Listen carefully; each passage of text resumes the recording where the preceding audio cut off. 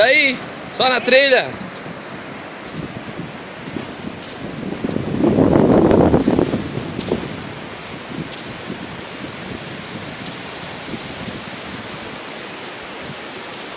Daí, André, manda uma mensagem pro pessoal que não veio. Eu tentei avisá-los, pessoas, tentei avisá-los de todas as formas, tá, que nós teríamos um tempo como nós estamos tendo agora, mas lamentavelmente vocês seguiram os prognósticos do tal Puchalski, e o Puchalski puxou o tapete de vocês. Eu não fui atrás do Puchalski, eu estou aqui. E olha o dia que tá fazendo.